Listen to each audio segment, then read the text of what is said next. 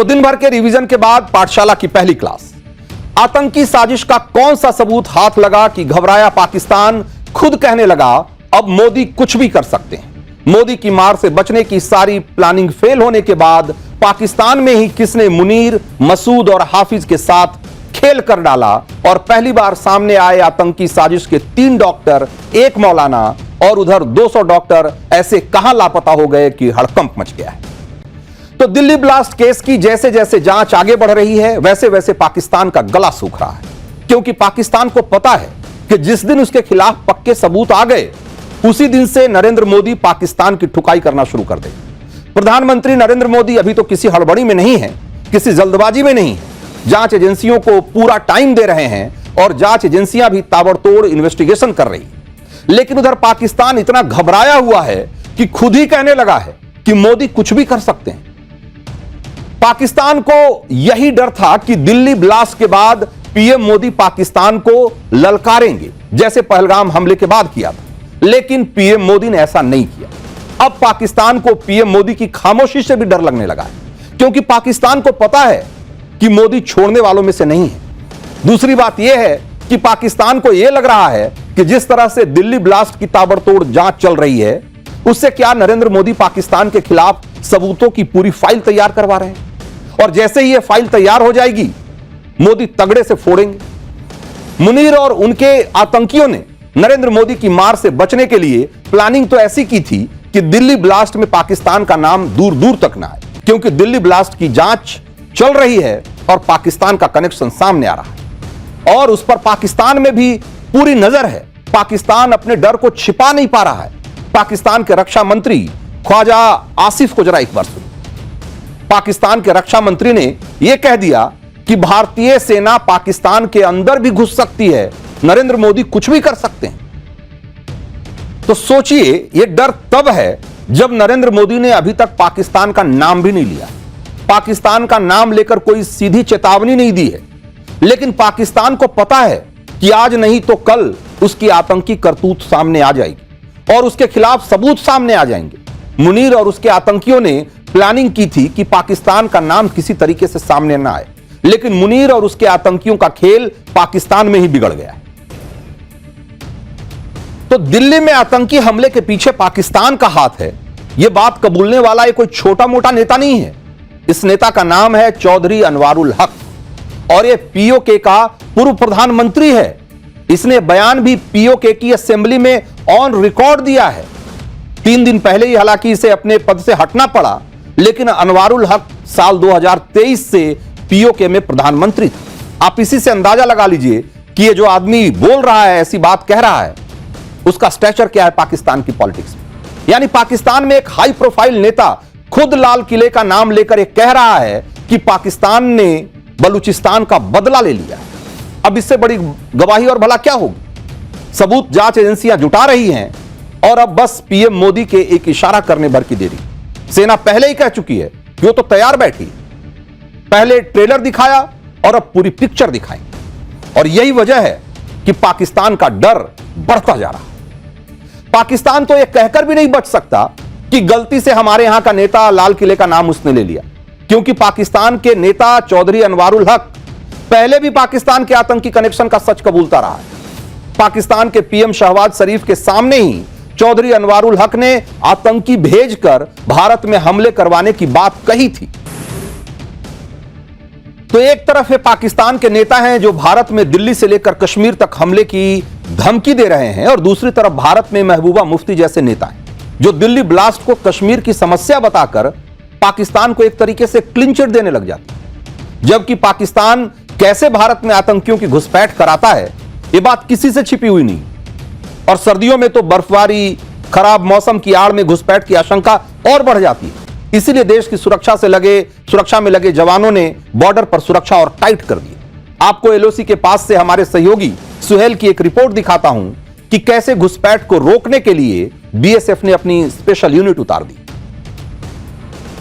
भारतीय सेना और खासतौर पर बीएसएफ के जवान लाइन ऑफ कंट्रोल पर लगातार काउंटर इंसर्जेंसी ऑपरेशंस अंजाम दे रहे हैं। तस्वीरों के माध्यम से मेरे सहयोगी मीर महराज आपको दिखाएंगे। ये जो बीएसएफ के जवान हैं, ये एक स्पेशल काउंटर इंटेलिजेंस और काउंटर इंसर्जेंसी यूनिट है, जिससे लाइन ऑफ कंट्रोल पर तैनात किया गया है और लगातार ये ग्राउंड जीरो पर एरिया डोमिनेशन और पेट्रोलिंग की एक्सरसाइजेस को अंजाम दे रहे हैं, ताकि घुसपैठ की कोशिशों को विफल बनाया जाए। मैं आपको बता दूं, नवंबर का महीना चल रहा है और ये वो समय है जब पाकिस्तान या पीओके में बैठे आतंकवादी घुसपैठ करने की कोशिश करते हैं और उन तमाम कोशिशों को विफल बनाने के लिए इस तरह के ऑपरेशंस जो है वो अंजाम दिए जा रहे हैं। ये पहली बार है कि बीएसएफ ने अपने स्पेशल यूनिट जो है उसे लाइन ऑफ कंट्रोल पर तैनात किया गया है और ये यूनिट जो घुसपैठ की कोशिशों को विफल बनाने के लिए जो ऑपरेशंस है वो अंजाम दे रहे हैं। तो बॉर्डर पर यह निगरानी इसलिए भी जरूरी है क्योंकि पाकिस्तान अपनी हरकतों से बाज नहीं आता। आज ही जम्मू में इंटरनेशनल बॉर्डर के पास एक संदिग्ध गुब्बारा दिखा। इस गुब्बारे पर बड़े अक्षरों में PIA लिखा हुआ था, जिसका एक मतलब तो पाकिस्तान इंटरनेशनल एयरलाइंस हो सकता है। साथ ही इस पर कुछ नंबर भी लिखे हुए थे। अब जांच एजेंसियां इसकी जांच कर रही है कि आखिर यह गुब्बारा था क्या और इसका मकसद क्या था। इसी तरह से जैसलमेर में भारत पाकिस्तान सीमा के करीब भी खेत में एक ड्रोन आकर गिर गया। खेत में ड्रोन देखकर लोग डर गए। शुरू में यही लगा कि कहीं यह पाकिस्तानी ड्रोन तो नहीं है। हालांकि बाद में क्लियर हुआ कि यह भारतीय वायुसेना का ड्रोन था और कुछ तकनीकी दिक्कत की वजह से इसे खाली खेत में गिराया गया था ताकि नुकसान कम से कम हो। तो इधर बॉर्डर पर सिक्योरिटी टाइट है, ड्रोन से निगरानी रखी जा रही है, संदिग्ध बैलून मिल रहे हैं। दूसरी तरफ जम्मू कश्मीर के अंदर व्हाइट कॉलर टेरर नेटवर्क की जड़ें खोदी जा रही है। जम्मू कश्मीर में मेडिकल कॉलेज में डॉक्टर्स और बाकी स्टाफ के लॉकर्स लगातार चेक किए जा रहे हैं। इसके अलावा जम्मू कश्मीर की उन जेलों को भी खंगाला जा रहा है जहां पाकिस्तान के हार्डकोर आतंकी बंद हैं। इसके अलावा देश विरोधी गतिविधियों को बढ़ावा देने के आरोप में आज जम्मू में एक लोकल न्यूज़पेपर के ऑफिस पर भी रेड की गई। दावा है कि कश्मीर टाइम्स के दफ्तर की रेड में पुलिस को AK राइफल्स और उसकी गोलियां भी बरामद हुई। इसके अलावा हैंड ग्रेनेड्स के पिन भी बरामद हुए हैं। और जम्मू से हमारे सहयोगी अंकित भट्ट की यह रिपोर्ट देखी। इस वक्त मैं मौजूद हूं जम्मू के रेजिडेंसी रोड इलाके में और यहां पे एक न्यूज़पेपर पे स्टेट इन्वेस्टिगेशन एजेंसी की तरफ से रेड की गई है। तस्वीरों में आप जम्मू कश्मीर पुलिस के जवानों को देख सकते हैं और SI की तरफ से पूरा जो इलाका है, पूरा जो ऑफिस प्रेमाइसिस है, उसको यहाँ पर सील कर दिया गया है। जो SI के टॉप ऑफिशियल्स हैं वो इस वक्त इसी न्यूज़पेपर के ऑफिस में है। हर एक डॉक्यूमेंट को खंगाला जा रहा है। आपको बता दें कि सूत्रों से मिली जानकारी के मुताबिक एक हफ्ते पहले रिसेंटली इसी न्यूज़पेपर के खिलाफ एक FIR रजिस्टर हुई। तो आप देखिए कि ये व्हाइट कॉलर टेरर मॉड्यूल इतना खतरनाक है कि आपको जरा सा शक भी नहीं होगा कि इतना पढ़ा लिखा डॉक्टर आतंकी भी हो सकता है। और इस मॉड्यूल से जुड़े लोग कैसे खतरनाक प्लानिंग कर रहे थे, उसका एक और नया और एक्सक्लूसिव वीडियो आपको दिखाते हैं। यह वीडियो 10 नवंबर का है, जब डॉक्टर मुजम्मिल के किराए के मकान से 50 कट्टे अमोनियम नाइट्रेट के मिले थे। आप देखिए, ये लोग तबाही का सारा सामान जुटाकर बैठे थे। पैसे, विस्फोटक, डेटोनेटर, टाइमर, गाड़ियां, सब कुछ जुटा रखा था। किसी चीज की कमी नहीं थी, बस इंतजार था कि ग्रीन सिग्नल मिले और धमाके पर धमाके हो जाए। दिल्ली ब्लास्ट में डॉक्टरों का जो आतंकी मॉड्यूल सामने आया, उससे लोग हैरान हैं। लोग अभी भी ये समझ नहीं पा रहे हैं कि इतने पढ़े लिखे डॉक्टर जिनके पास किसी चीज की कोई कमी नहीं है, वो आतंकी क्यों बन गए। लेकिन व्हाइट कॉलर टेरर मॉड्यूल का खेल आज का नहीं है। दिल्ली दंगे के दौरान भी ऐसा ही देखने को मिला था। आज दिल्ली दंगे पर सुनवाई के दौरान सुप्रीम कोर्ट में दिल्ली पुलिस ने कुछ ऐसी ही बात कही। दिल्ली पुलिस ने कहा कि जब पढ़े लिखे लोग आतंकवादी बन जाते हैं तो वो ओवरग्राउंड वर्कर से कहीं ज्यादा खतरनाक हो जाते हैं। पुलिस ने कहा कि डॉक्टरों और इंजीनियरों के लिए देश विरोधी गतिविधियों में शामिल होना जैसे एक ट्रेंड बन गया है। ये लोग सरकारी पैसों का इस्तेमाल करके पढ़ाई करते हैं और फिर एंटी नेशनल एक्टिविटी में शामिल हो जाते हैं।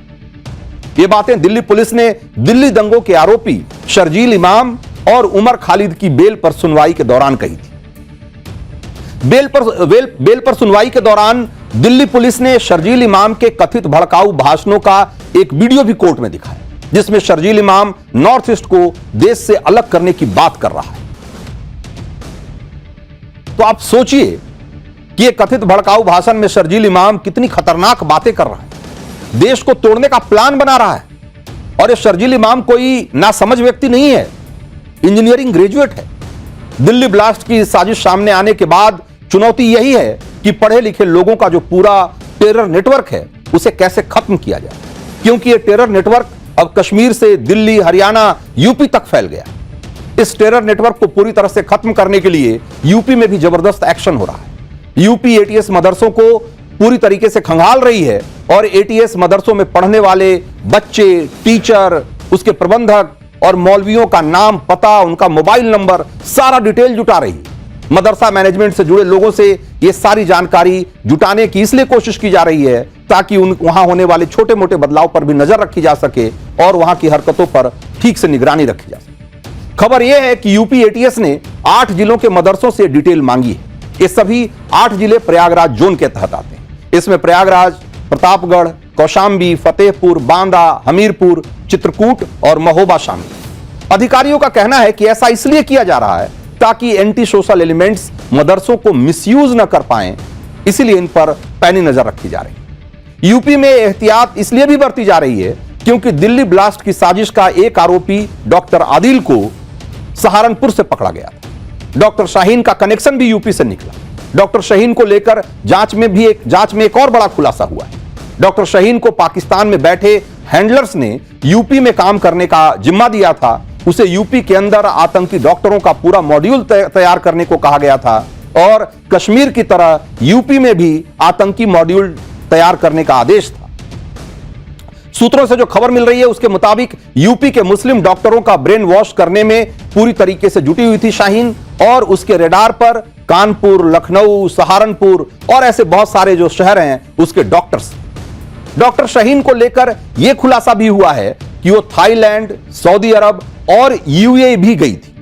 इन देशों की भी यात्रा कर चुकी कि बिहार के शपथ ग्रहण में पीएम मोदी की वो गर्दा उड़ाने वाली तस्वीर, जिससे पता चल गया कि नीतीश 5 साल सीएम रहेंगे या नहीं। मोदी नीतीश का जलवा देखकर कैसे हड़कंप मचा हुआ है और इंडी गठबंधन में ही किस किस ने शुरू कर दिया है ऑपरेशन कांग्रेस। और वोट चोरी के आरोपों की पोल खोलने वाले नए सबूत आ गए हैं और अब राहुल गांधी को भी इंडी की गद्दी छोड़नी पड़ सकती है। तो प्रधानमंत्री नरेंद्र मोदी ने आज बिहार में गर्दा उड़ा दिया। वैसे ही गमछा लहराया जैसे बिहार जीत के बाद उन्होंने दिल्ली में लहराया था। पीएम मोदी की आज ऐसी जबरदस्त तस्वीरें आई है कि उन्होंने यह बता दिया कि नीतीश कुमार अगले 5 साल सीएम बने रहेंगे या नहीं, क्योंकि नरेंद्र मोदी के खिलाफ इंडी गठबंधन यह भी माहौल बना रहा था कि पीएम मोदी तो नीतीश कुमार को सीएम बनाएंगे ही नहीं। लेकिन नरेंद्र मोदी बिहार में बंपर तरीके से जीत भी गए और नीतीश कुमार सीएम भी बन गए। आज शानदार शपथ ग्रहण भी हो गया और आज देखिए कि कैसे इंडी गठबंधन को नरेंद्र मोदी ने झटके पर झटका दे दिया। आज 4 झटके इंडी गठबंधन को लगे हैं। पहला झटका, बीजेपी नीतीश को सीएम नहीं बनाएगी, यह वाला जो एजेंडा था वो पूरी तरीके से फेल हो गया। दूसरा झटका, वोट चोरी पर कुछ नए खुलासे हुए हैं जो कि वोट चोरी के पूरे नैरेटिव को ध्वस्त कर रहा है। और तीसरा झटका ये कि इंडी गठबंधन के अंदर अब कांग्रेस पर ही सवाल उठने लगे हैं, उसके नेतृत्व पर सवाल उठने लगे हैं। और चौथा झटका ये कि सुप्रीम कोर्ट के एक फैसले से इंडी गठबंधन का एक एजेंडा पूरी तरीके से ध्वस्त हो गया है। आज आपको बिहार के शपथ ग्रहण में पीएम मोदी की एक जबरदस्त तस्वीर दिखाता हूं। नरेंद्र मोदी और नीतीश कुमार की जबरदस्त केमिस्ट्री का आप अंदाजा लगा पाएंगे इस तस्वीर को देखने के बाद। आपको यह भी बताएंगे कि मोदी नीतीश का जलवा देखकर कैसे हड़कंप मचा हुआ है और इंडी गठबंधन में ही किसने शुरू कर दिया है ऑपरेशन कांग्रेस। तो वोट चोरी के आरोपों की पोल खोलने वाले वो कौन कौन से नए सबूत आ गए हैं कि अब राहुल को ही इंडी में गद्दी छोड़नी पड़ सकती है, ये सारा कुछ बताऊं उससे पहले जरा आज के शपथ ग्रहण की एक झलक देखिए।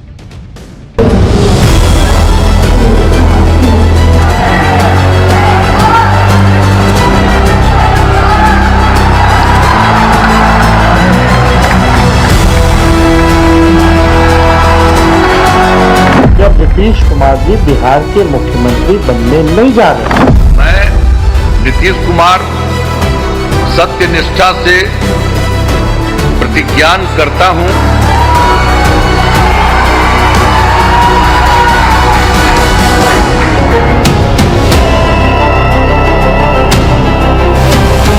नरेंद्र मोदी जी, अमित शाह जी और इलेक्शन कमीशन मिलकर संविधान पर आक्रमण कर रहे हैं। हम किसी से अलायंस नहीं करने वाले, क्योंकि हमने जब भी अलायंस किया हमको धोखा हुआ है।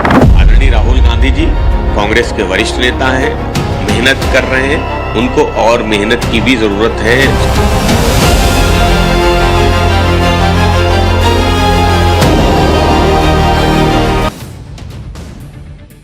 तो इंडी गठबंधन ने बिहार में क्या क्या दावा नहीं किया। नीतीश कुमार का रिमोट कंट्रोल बीजेपी के पास। बीजेपी किसी कीमत पर नीतीश को सीएम नहीं बनाएगी, लेकिन आज नीतीश कुमार ने इतिहास रच दिया। नीतीश कुमार ने 10वीं बार बिहार के सीएम पद की शपथ ले ली। राहुल गांधी से लेकर तेजस्वी और मल्लिकार्जुन खड़गे तक सब यही नैरेटिव बना रहे थे कि बीजेपी नीतीश को धोखा दे देगी, लेकिन आज शपथ ग्रहण में पीएम मोदी और नीतीश कुमार की अलग ही केमिस्ट्री दिखाई। नीतीश कुमार के शपथ ग्रहण में ऐसी तस्वीरें आई जो इंडी गठबंधन के सारे नैरेटिव की धज्जियां उड़ा दे रही। शपथ ग्रहण के बाद नीतीश कुमार खुद पीएम मोदी को छोड़ने हवाई पट्टी तक आए। यहां पर नीतीश कुमार ने पीएम मोदी के पैर छुए, हालांकि पीएम मोदी ने नीतीश कुमार को रोक दिया। आप सोचिए, पीएम मोदी और नीतीश कुमार के बीच कितनी जबरदस्त केमिस्ट्री है। दोनों एक दूसरे का सम्मान करते हैं, और दूसरी तरफ इंडी गठबंधन पूरे चुनाव में यही कहता रहा कि बीजेपी नीतीश को सीएम नहीं बनाएगी, उनको गच्चा देती। नीतीश कुमार का शपथ ग्रहण एक तरह से एनडीए का शक्ति प्रदर्शन भी था।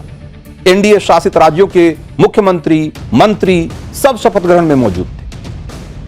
पीएम मोदी के साथ अमित शाह, जेपी नड्डा, चंद्रबाबू नायडू, पुष्कर सिंह धामी, तमाम नेता, बड़े नेता मौजूद थे। तो इधर बिहार में एनडीए ने अपनी ताकत और एकजुटता दिखाई, तो दूसरी तरफ बिहार में हार के बाद इंडी गठबंधन में घमासान मचा हुआ है। कांग्रेस खुद को इंडी गठबंधन का लीडर मानती, लेकिन बिहार में हार के बाद इंडी गठबंधन में ही ऑपरेशन कांग्रेस शुरू हो गया। कांग्रेस से सब दूर हो रहे हैं, क्योंकि इंडी गठबंधन में सबको लग रहा है कि कांग्रेस जिसके साथ जाती है उसकी नैया डुबो देती। राहुल गांधी की जगह दूसरे नेताओं को अगर इंडी गठबंधन में लीडरशिप मिले तो कहीं बेहतर होगा, और इसकी अब मांग हो रही। समाजवादी पार्टी का कहना है कि राहुल गांधी को और ज्यादा मेहनत करने की जरूरत है। सुनिए एक बार समाजवादी पार्टी के नेता क्या कह रहे हैं। आदरणीय राहुल गांधी जी कांग्रेस के वरिष्ठ नेता हैं, मेहनत कर रहे हैं, उनको और मेहनत की भी जरूरत है। समाजवादी पार्टी ये नहीं कहती कि उनको किनारे कर देना चाहिए, क्योंकि वो वरिष्ठ नेता हैं, लगातार लड़ रहे हैं, लगातार मुद्दे उठा रहे हैं। हम अपने दल की बात कर रहे हैं, हर व्यक्ति अपने दल की बात करता है, हम अपने नेता की बात कर रहे हैं, और हम समाजवादियों की ये सोच है, हम चाहते हैं कि इंडिया ब्लॉक का जो नेतृत्व है वो आदरणीय अखिलेश यादव जी। तो सिर्फ समाजवादी पार्टी नहीं, दूसरे दलों से भी इसी तरह की आवाजें उठने लगी। लगातार हार के बाद कांग्रेस कोर्स करेक्शन के लिए तैयार ही नहीं हो रही, और अब खबर यह है कि कांग्रेस महाराष्ट्र में बीएमसी चुनाव लड़ने की तैयारी कर रही। कांग्रेस के शरद पवार के साथ गठबंधन करना चाह रही है, और मुंबई कांग्रेस नेताओं ने शरद पवार के घर पर एक बैठक भी की। कांग्रेस के इस फैसले से उद्धव ठाकरे नाराज हो गए। महाराष्ट्र में कांग्रेस, शरद पवार और उद्धव ठाकरे ने साथ मिलकर विधानसभा चुनाव लड़ा था, लेकिन अब बीएमसी चुनाव में कांग्रेस उद्धव ठाकरे को किनारे लगाना चाहती है। अब समाजवादी पार्टी ने भी साफ कर दिया है कि महाराष्ट्र में किसी के साथ गठबंधन नहीं करेंगे, क्योंकि गठबंधन में कांग्रेस ने हमेशा धोखा ही दिया है। सुनिए महाराष्ट्र में समाजवादी पार्टी के नेता अबू आजमी क्या कह रहे हैं। हम किसी से अलायंस नहीं करने वाले, क्योंकि हमने जब भी अलायंस किया हमको धोखा हुआ है। हमें कभी भी क्लियर जो है अलायंस नहीं मिला। अभी पिछली बार हम जब एमएलए का इलेक्शन था तो हमारी 2 सीटें थी सिटिंग, हमको बिना बुलाए हुए, बिना हमसे बात किए हुए, हम पेपर में पढ़, हम न्यूज में पढ़ रहे हैं कि 2 सीटें अलायंस ने छोड़ दी है। हमसे बात कुछ नहीं हुई। ये कैसा अलायंस है? मेन कांग्रेस पार्टी है। अगर हम जो अलायंस करते हैं उसमें मेन कांग्रेस पार्टी होती है। कांग्रेस पार्टी ने हमेशा लास्ट जब फॉर्म भरने का टाइम आता है उसके पहले हमारे से अलायंस तोड़ देती है। तो इंडी गठबंधन में घमासान की एक वजह राहुल गांधी के मुद्दे भी हैं। राहुल गांधी वोट चोरी का मुद्दा उठा रहे हैं, बिहार में एसआईआर का विरोध कर रहे थे, जबकि बिहार के नतीजे बता रहे हैं कि वहां वोट चोरी का मुद्दा चला ही नहीं है और एसआईआर की वजह से वोटिंग परसेंटेज बढ़ा भी है। आपको डेटा के जरिए बताते हैं कि एसआईआर से वोटिंग पैटर्न में कोई बदलाव नहीं आया है। जिन सीटों पर सबसे ज्यादा वोट एसआईआर के दौरान हटाए गए, जरा एक बार उनमें से कुछ सीटों का हाल देखिए। गोपालगंज सीट से 56,793 वोट एसआईआर में हटाए गए। गोपालगंज सीट से बीजेपी को जीत मिली। लेकिन किशनगंज में जहां पर कि 42,940 वोट एसआईआर में हटाए गए, वहां से कांग्रेस को जीत मिली। तो भाई अगर एसआईआर में वोट हटाने से जीत का नतीजा या यूं कहें कि चुनाव के नतीजे बदल रहे थे, तो फिर कांग्रेस और बीजेपी दोनों कैसे जीत रही, खास करके उन कॉन्स्टिट्यूएंसीज में जहां पर कि सबसे ज्यादा वोट हटाए गए। इसी तरीके से राहुल गांधी कह रहे हैं कि वोट काट करके वोट चोरी की गई, तो किशनगंज से कांग्रेस कैसे जीत गई भाई। और इसी तरीके से जिन सीटों पर सबसे कम वोट एसआईआर में हटाए गए, उसमें भी कुछ इसी तरह के नतीजे आपको दिखेंगे। दरभंगा में जैसे कि देखिए, सबसे कम बिहार में जितनी भी सीटें हैं उसमें सबसे कम वोट कटे एसआईआर में दरभंगा में, सिर्फ 2,859 वोट एसआईआर के दौरान हटाए गए। लेकिन दरभंगा सीट से बीजेपी को जीत मिली है। और जो दूसरी सीट जहां पर कि सबसे कम, उसके बाद अगर कहीं एसआईआर में वोट कटे तो चनपटिया थी, जहां पर कि 6,000 के आसपास वोट कटे थे। लेकिन यहां पर कांग्रेस को जीत मिल गई। तो आप देखिए कि ये वोट एसआईआर में कम या ज्यादा कटने का उसके नतीजों पर कोई असर नहीं पड़ रहा। लेकिन राहुल गांधी और उनकी पूरी पार्टी अभी भी यही माहौल बना रही है कि भाई एसआईआर के जरिए सरकार के विरोधियों के वोट काट दिए गए और इसकी वजह से उनको चुनाव में नुकसान हुआ है। राहुल गांधी के लॉजिक के मुताबिक जहां सबसे कम वोट एसआईआर के दौरान हटाए गए, वहां तो वोट चोरी नहीं होनी चाहिए थी, लेकिन दरभंगा से बीजेपी जीत गई। अब इसका क्या एक्सप्लेनेशन है राहुल गांधी और उनकी पार्टी के पास, उनको यह भी बताना चाहिए। तो पाठशाला में अब अगली क्लास, और आपको दिखाते हैं कि स्कूलों में हड़कंप, घरों में खलबली, बीच शहर में घूमते तेंदुओं की सबसे शॉकिंग तस्वीर कहां से सामने आई है। ऐसी तस्वीर जैसी आपने देखी नहीं होगी। और कहां नेता, मंत्री, मुख्यमंत्री के घर तक पहुंच गए तेंदुए और खौफ मचा दिया है। और ऐसी तस्वीरें आने लगी है जो सबको हैरान कर रही है।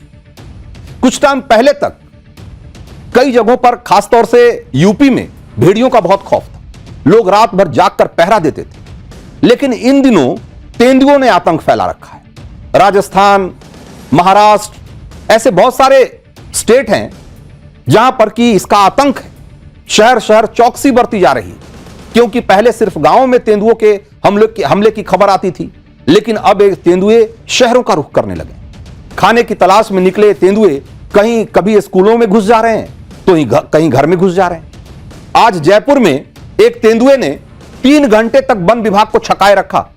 वीवीआईपी इलाके में तेंदुए की खबर के बाद प्रशासन में हड़कंप मच गया, जिसके बाद ऐसा रेस्क्यू ऑपरेशन चलाया गया जैसा आपने आज तक नहीं देखा हो।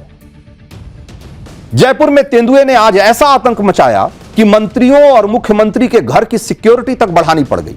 वहीं महाराष्ट्र में आदमखोर तेंदुए की ऐसी दहशत है कि सरकार को इमरजेंसी मीटिंग बुलानी पड़ी। इसे राज्य आपदा घोषित करने की तैयारी की जा रही है। महाराष्ट्र के गांव में लोग गले में किलो वाला पट्टा लगाकर घूमने को मजबूर हैं। अपने बच्चों और पालतू जानवरों को तेंदुए से बचाने के लिए इस तरह का जुगाड़ खोज रहे हैं। ये तस्वीरें आप देखिए। आज तेंदुए ने कहां कहां आतंक मचाया और कहां तेंदुआ पकड़ में आया, पूरी खबर आपको दिखाएंगे। तो तेंदुए के आतंक की लेटेस्ट तस्वीरें राजस्थान के जयपुर से आई है। और जयपुर में एक तेंदुआ वीवीआईपी जोन में देखा गया। सिविल लाइंस इलाके में तेंदुआ बेखौफ घूमता हुआ दिखाई दिया। सबसे पहले तेंदुआ एक स्कूल में घुसा। ऐसे में बच्चों को स्कूल में बंद करना पड़ा उनकी सुरक्षा के लिए। स्कूल से निकलकर तेंदुआ कांग्रेस नेता सचिन पायलट के आवास के सामने तक चला गया। वहां से राजस्थान सरकार के मंत्री सुरेश सिंह रावत के घर में जा घुसा और उसके बाद करीब 3 घंटे तक अफरा तफरी, खोजबीन और रेस्क्यू ऑपरेशन चलता रहा। प्रशासन के हाथ पैर इसलिए फूल गए क्योंकि इस इलाके में राज्यपाल, सीएम और ऐसे बहुत सारे मंत्रियों के घर मौजूद हैं। पूरा इलाका हाई सिक्योरिटी जोन है। ऐसे में पूरा सरकारी अमला तेंदुए को पकड़ने में जुट गया। तेंदुए को पकड़ने के लिए जाल लाया गया, लेकिन वन विभाग के कर्मचारी तेंदुए को पकड़ने के लिए एक जगह जाल लगाते और वो दूसरी तरफ भाग जाता, दूसरी जगह छलांग लगाकर चला जाता। ऐसे में तेंदुए को बेहोश करके पकड़ने की कवायद शुरू करनी पड़ी, ट्रैंक्विलाइजर गन लाना पड़ा और फिर तेंदुए का गली गली पीछा किया गया और बहुत मशक्कत के बाद तेंदुए को एक घर में ट्रैक किया गया और वहां उसको बेहोश करके पकड़ा गया। जयपुर के हाई सिक्योरिटी जोन में कैसी अफरा तफरी मची रही, हमारे सहयोगी की यह रिपोर्ट देखिए। वीवीआईपी इलाके यानी कि सिविल लाइंस में तेंदुए की धमक से पूरा इलाका दहल गया है। आप देखेंगे कैसे इस वीवीआईपी इलाके में भी लेपर्ड का मूवमेंट देखा गया है। ये पहले तो जल संसाधन मंत्री सुरेश रावत के आवास की तरफ ये पूरा लेपर्ड का मूवमेंट हुआ था, तो वहीं अब ये जो कॉलोनी है सिविल लाइंस के पीछे की तरफ काफी वीवीआईपी इलाका है, वहां पर मित्तल भवन में इस लेपर्ड को ट्रैंक्विलाइज किया गया है। साफ तौर पर आप देखेंगे वन विभाग और ये तमाम जो आला अधिकारी हैं वो मौके पर मौजूद है और इस तेंदुए को तय समय पर ही ट्रैंक्विलाइज कर लिया गया है, जिसे अब यहाँ से पकड़कर ले जाया जा रहा है, जंगल में छोड़ा जाएगा। ये पहली बार नहीं है जब जयपुर के तमाम पॉश इलाकों में लेपर्ड का मूवमेंट हुआ है और उसे पकड़ा गया है। यहाँ पास में ही झालाना लेपर्ड सफारी है, तो वहीं साफ तौर पर वहां से मूवमेंट रिहायशी इलाकों में इन तमाम तेंदुओं का हो जाता है। तो आज जयपुर के सबसे पॉश और वीवीआईपी इलाके में भी तेंदुए की धमक देखेगी, जिसके बाद से तमाम जो इलाका है वो दहल गया, क्योंकि यहाँ पर मुख्यमंत्री निवास भी है। तो वहीं तो जंगल या खेतों में तो तेंदुए को पकड़ना या उसे पिंजरे में कैद करना आसान होता है, लेकिन जब तेंदुआ रिहायशी इलाकों में पहुंच जाता है तो ज्यादा खूंखार हो जाता है और खुद को बचाने के लिए वो जानलेवा हमला भी कर सकता है। ऐसे में तेंदुए को पकड़ना और मुश्किल हो जाता है। सुनिए तेंदुए को पकड़ने वाले जयपुर के डीएफओ ने क्या कहा हमसे। कॉमन साहब स्टाफ के द्वारा हमने देखने की कोशिश करी, लेकिन वहाँ पे वो नहीं था। उसके पीछे गेट था, गेट के अंदर अपन कपड़े धोने के लिए लॉन्ड्री का एक स्पेस रखते हैं ना, वो कवर्ड था ऊपर से चारों तरफ से। उसके कुछ बर्तन फेंके नहीं हुआ, एक बाल्टी फेंकी तो मूवमेंट हो गया और मैं बिल्कुल तैयार था उसके लिए, जैसे वो करेगा मुझे उसको रोकना। तो जयपुर में घुसे तेंदुए को तो पकड़ लिया गया, लेकिन तेंदुए के हमलों का सबसे ज्यादा खौफ महाराष्ट्र में। बीड़, नासिक, पुणे, कोल्हापुर से लेकर अहिल्यानगर तक पूरे विदर्भ में तेंदुओं ने लोगों की नींद उड़ा रखी। सड़क से लेकर घर तक लोग सुरक्षित नहीं महसूस कर रहे हैं। गांव में किसानों पर तेंदुए लगातार हमले कर रहे हैं और पुलिस वाले तक तेंदुए के शिकार हो रहे हैं और उसकी तस्वीरें लगातार वहां से आ रही। महाराष्ट्र में तेंदुओं के बढ़ते हमले को लेकर अब सरकार की चिंता बढ़ गई। सीएम देवेंद्र फडणवीस ने एक हाई लेवल मीटिंग भी बुलाई और उसमें वन विभाग, राजस्व विभाग, पुलिस विभाग के अधिकारी तलब किए गए। मीटिंग में सीएम देवेंद्र फडणवीस ने लोगों की सुरक्षा के लिए जरूरी कदम उठाने के निर्देश दिए। वन विभाग के अधिकारियों को रात में गश्त बढ़ाने के निर्देश दिए गए हैं। सरकार प्रभावित इलाकों में सीसीटीवी कैमरों का जाल बिछाए, ऐसा कहा गया है। इसके अलावा इन इलाकों में पेट्रोलिंग और बढ़ाई जाए और जरूरत पड़ने पर तेंदुओं को इंजेक्शन देकर पकड़ा जाए। तो इसके अलावा महाराष्ट्र में तेंदुओं के हमले को रोकने के लिए सरकार एक्शन में इसलिए है क्योंकि रोज कहीं ना कहीं लेपर्ड के अटैक की खबरें आ रही। आज ही पुणे में वन विभाग ने एक तेंदुए को पिंजरे में कैद किया। वन विभाग की पकड़ में आया है तेंदुआ आदमखोर है और कई लोगों की जान ले चुका है।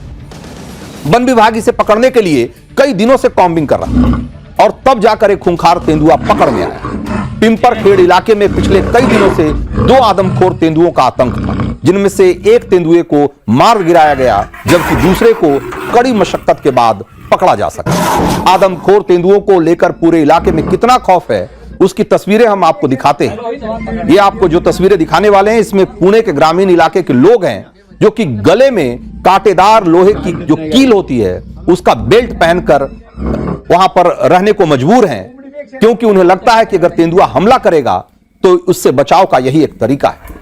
घर से निकलने के बाद सभी लोग इसी तरीके से गले में लोहे की बेल्ट पहनकर निकलते हैं, क्योंकि किसी को नहीं पता कि तेंदुआ कब और कहां से हमला कर देगा। और सिर्फ इंसान ही नहीं, यहां तो पालतू जानवरों को बचाने के लिए भी इसी तरह की लोहे की बेल्ट पहनाई जा रही है।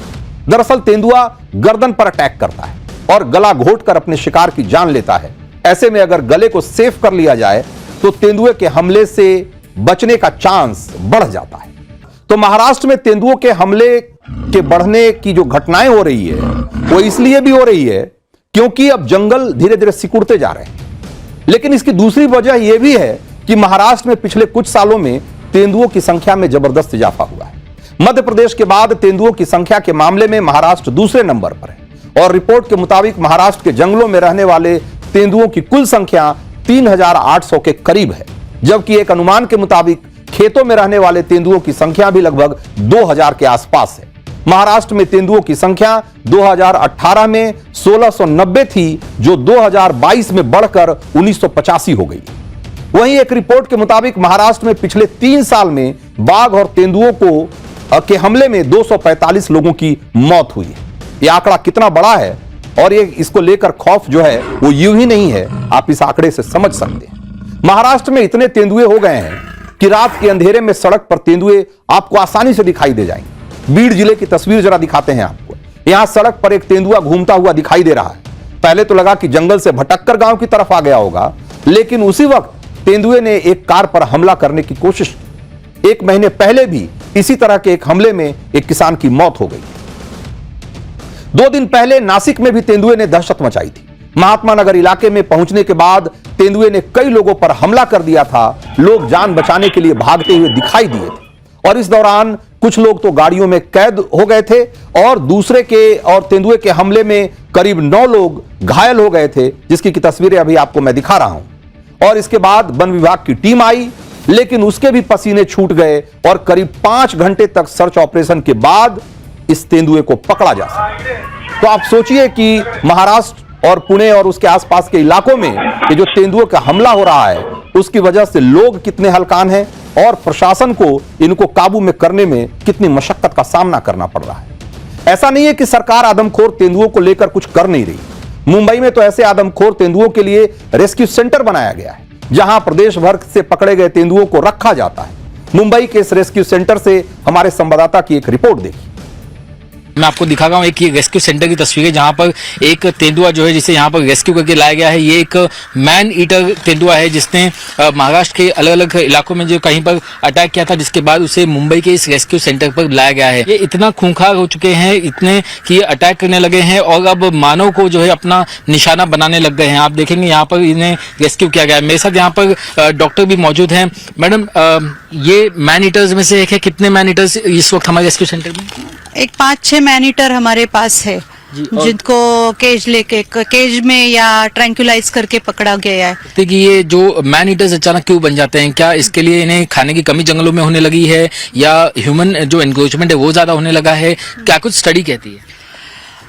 मतलब उनका जो मैन ईटर होने के तो बहुत सारे रीजन है कि जैसे अगर एक तेंदुओं को पकड़ा और दूसरी जगह पे छोड़ दिया तो उनको तो पाठशाला में अब बारी है अगली क्लास की। और ट्रंप से मिसाइल, पुतिन से फाइटर जेट, मोदी कौन से नए हथियार ला रहे हैं कि चीन पाकिस्तान की नींद उड़ा देंगे? और कौन से मुस्लिम देश ने पीएम मोदी से मांग ली पाकिस्तान को उड़ाने वाली सबसे खतरनाक मिसाइल? अब आपको हम इसके बारे में बताएंगे। दिल्ली ब्लास्ट के बाद ऑपरेशन सिंदूर पार्ट 2 की चर्चा लगातार हो रही है, लेकिन इसके बीच नरेंद्र मोदी ऐसी तैयारी कर रहे हैं जिसे सुनकर चीन पाकिस्तान दोनों के पसीने छूटने लग गए। नरेंद्र मोदी ऐसे घातक हथियारों से सेना को लैस करने की तैयारी में जुटे हुए हैं, जिसके बारे में सुनकर दुश्मनों के होश उड़ जाएंगे। आप देखिए जरा। तो रूस ने भारत को अपने सबसे घातक और एडवांस फाइटर जेट Su-57 और Su-75 का ऑफर दिया है। वहीं अमेरिका ने भारत के साथ टैंकों का किलर माने जाने वाला जेवलिन मिसाइल सिस्टम की डील फाइनल कर दी। आज पाठशाला में इन घातक हथियारों की पूरी डिटेल बताऊंगा। साथ ही यह भी बताएंगे कि किस मुस्लिम देश ने पीएम मोदी से पाकिस्तान को उड़ाने वाली सबसे खतरनाक मिसाइल की डिमांड कर दी है। तो नए हथियारों के मामले में सबसे बड़ी खबर तो यह है कि अमेरिका ने भारत के साथ बड़ी डिफेंस डील फाइनल कर ली और इस डील के तहत भारत को 100 जेवलिन मिसाइल सिस्टम मिलने वाले हैं और मिसाइल दागने के लिए 25 javelin light weight command launch unit भी मिलेगी। अमेरिका भारत को 50 किलोमीटर तक की रेंज वाले 200 से ज्यादा गाइडेड एक्सकैलिबर प्रोजेक्टाइल भी देगा और जिसके लिए भारत और अमेरिका के बीच करीब 775 करोड़ की डील हुई है। जेवलिन मिसाइल सिस्टम को युद्ध के मैदान की किलर मशीन कहा जाता है और दुश्मन के टैंक का काल माना जाता है। एक पोर्टेबल एंटी टैंक मिसाइल है जिसे जवान आसानी से अपने कंधे पर रखकर फायर कर सकता है। इसे खास तौर पर टैंकों, बख्तरबंद गाड़ियों और बंकरों को ध्वस्त करने के लिए तैयार किया गया है। यूक्रेन और रूस के बीच चल रहे युद्ध में जेवलिन मिसाइल सिस्टम पूरी दुनिया को अपनी ताकत दिखा चुका है। जेवलिन मिसाइल सिस्टम की डील को भारतीय सेना के लिए क्यों अहम माना जा रहा है, जरा इसके लिए इस मिसाइल सिस्टम की खूबियों को समझिए। Javelin missile system heat signature यानी कि टारगेट की गर्मी से उसकी पहचान कर लेती है।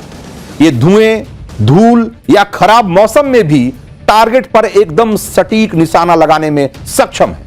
Javelin missile fire and forget के फॉर्मूले पर काम करती है, यानी मिसाइल फायर होने के बाद खुद ही टारगेट को ढूंढकर उसे तबाह कर देती है। इस मिसाइल की रेंज करीब 2.5 किलोमीटर है और ये टैंक की करीब 800 मिलीमीटर जो मोटी लोहे की परत होती है उसको भी भेद सकती है। इसका वजन सिर्फ 22 किलो के करीब होता है। ऐसे में जवान इसे आसानी से अपने कंधे पर ढोकर ले जा सकता है और उसे फायर कर सकता है, लॉन्च कर सकता है। तो एक तरफ अमेरिका से हथियारों की डील हो रही है और दूसरी तरफ रूस से नए नए हथियारों का ऑफर भी मिल रहा है। अगले महीने रूस के राष्ट्रपति पुतिन भारत का दौरा करने वाले हैं और खबर है कि इस दौरे से पहले रूस ने भारत को अपने सबसे मॉडर्न फाइटर जेट्स Su-57 और Su-75 का ऑफर दिया है। ये दोनों स्टील्थ फाइटर जेट हैं, यानी कि दुश्मन के रडार इनको आसानी से बिल्कुल नहीं पकड़ सकते। हालांकि इसमें Su-75 फाइटर जेट अभी डेवलपमेंट के फाइनल फेज में है, पूरी तरीके से तैयार नहीं हुआ है, लेकिन ये दुनिया का जब भी तैयार होगा दुनिया का सबसे एडवांस फाइटर जेट होगा और जिसे रूस ने एक बार फिर से दुबई शो में दुनिया के सामने रखा है। और खुद रूस की सरकारी रक्षा कंपनी रोस्टेक के सीईओ ने कहा कि रूस भारत को अपने एडवांस फाइटर जेट्स देने के लिए तैयार है। रूस का ऑफर भारत के लिए कितना खास है, जरा इस बात को भी समझिए। तो डिफेंस सूत्रों के मुताबिक रूस के ऑफर की सबसे बड़ी बात यह है कि उसने भारत को Su-57 और Su-75 के लोकल प्रोडक्शन की भी पेशकश की है, यानी कि भारत चाहे तो उसे हिंदुस्तान में ही बना सकता है। यह ऐसा ऑफर है कि जो कि रूस ने इससे पहले किसी देश को नहीं दिया है। और इस ऑफर के तहत Su-57 और Su-75 फाइटर जेट बनाने की तकनीक भी जो है वो भारत को ट्रांसफर करेगा, या टेक्नोलॉजी ट्रांसफर जिसको कहते हैं। तो तकनीक का ट्रांसफर का सीधा मतलब यह है कि भारत भविष्य में इस तरह का फाइटर जेट्स का अपना वर्जन तैयार कर सकता है और एक तरीके से फाइटर जेट्स के मामले में पूरी तरीके से आत्मनिर्भर हो सकता है। तो रूस के Su-57 और अमेरिका के F-35 फाइटर जेट में कौन किस पर भारी है यह भी जान लीजिए, क्योंकि अक्सर इन दोनों की तुलना की जाती है। तो एक बार जरा इसको भी देखिए। तो Su-57 एक स्टील्थ तकनीक के चलते किसी भी रडार को चकमा दे सकता है और F-35 भी एक स्टील्थ फाइटर है, यानी इसमें भी दुश्मन के रडार को चकमा देने की क्षमता मौजूद है। Su-57 दो इंजन की वजह से चलता है, इसलिए यह ज्यादा फुर्तीला माना जाता है और F-35 सिंगल इंजन का है और इसलिए यह ज्यादा फुर्तीला नहीं है। Su-57 मैक्सिमम उसकी स्पीड जो है वो 2600 किलोमीटर प्रति घंटा है, जबकि F-35 की मैक्सिमम स्पीड 1900 किलोमीटर प्रति घंटा है। उस हिसाब से आप देखें तो जो Su-57 है वो स्पीड के मामले में F-35 से बहुत ज्यादा है, बहुत आगे है। इसी तरीके से Su-57 एक बार में 5500 किलोमीटर की उड़ान भर सकता है। इसका रेंज 5500 किलोमीटर है, जबकि F-35 का जो रेंज है वो इसके मुकाबले करीब करीब आधा है, 2200 किलोमीटर है। तो आप देखिए तो अगर हर तरीके से देखेंगे तो कुछ पैरामीटर्स को छोड़ दिया जाए तो Su-57 F-35 के मुकाबले कहीं ज्यादा ताकतवर और ज्यादा एजाइल एक फाइटर प्लेन है। For more of such videos, do like, share and subscribe to ET Now Swadesh.